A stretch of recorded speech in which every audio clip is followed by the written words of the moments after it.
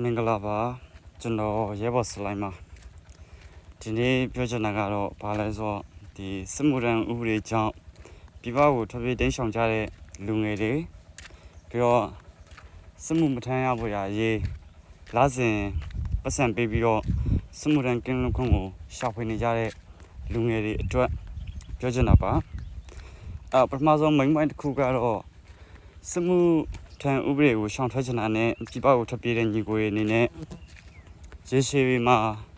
ဘယ်လိုလုပ်မယ်ဆိုပြီးကမှတွေးချကြပါသလဲပြီးတော့နောက်တစ်ခုကိုယ့်ရဲ့တာသမီကိုယ့်ရဲ့တူစစ်မှုထမ်းတွေမပါဖို့ရအရေးဟောနော်ဒီအနာသိန်းချက်ဖက်စကောင်စီကိုလာစင်ကြေးပေးပြီးတော့စစ်မှုထမ်းကင်းလွတ်ခွင့်ရှာဖွေနေကြတဲ့မိဘပြည်သူတွေအနေနဲ့ရောဘယ်လိုပြင်ဆင်ထားကြပါသလဲအခုလက်ရှိအနာသိန်းချက်ဖက်စကောင်စီကစစ်မှုထမ်းပတ်စဉ်28ထိရောက်ရှိလို့လာခဲ့ပြီး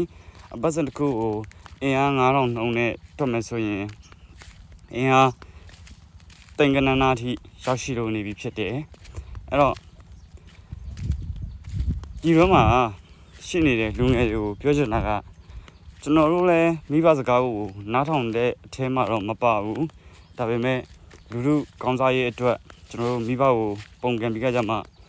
လက်နက်ကင်လမ်းစဉ်ကိုလိုက်ခဲ့တာဖြစ်တယ်အဲ့တော့လူငယ်တွေအနေနဲ့လည်းမိဘကိုတက်ပြီးတော့စိတ်မပူဖို့ပြောချင်ပါတယ်ဘာဖြစ်လို့လဲဆိုတော့မိဘဆိုတာကမိဘ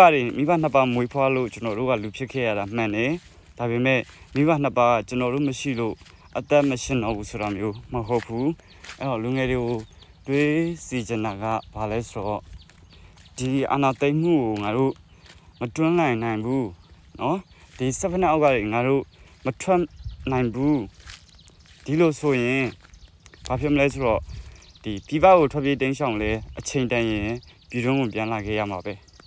เนาะဒီစစ်မှုထမ်းကင်းလွန်ခွင့်လာစဉ်ကြေးပေးလေအချိန်တန်ရင်စစ်မှုထမ်းရမှာပဲအဲ့တော့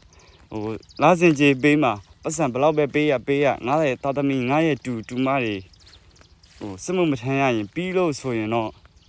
ဒါမဖြစ်နိုင်ပါဘူးအိမ်မှာရှိတဲ့အိုးအိမ်စီးစိမ်နာကုန်ရင်ကုန်တော့ပါလိမ့်မယ်စစ်မှုထမ်းရတော့တရက်မဟုတ်တရက်ထမ်းရပါလိမ့်မယ်အဲ့တော့စစ်မှုမထမ်းစေချင်ဘူးကိုယ့်ရဲ့တာသမီတွေကိုစစ်မှုမထမ်းစေချင်ဘူးလို့ဆိုရင်တော့လောက်ရမှာတစ်ခုတည်းရှိပါတယ်အဲ့ဒါကတော့ဘာလဲဆိုတော့အနာသိန်းချက်ဖက်စစ်ကောင်စီရဲ့ရုံမှမှုကိုဒါ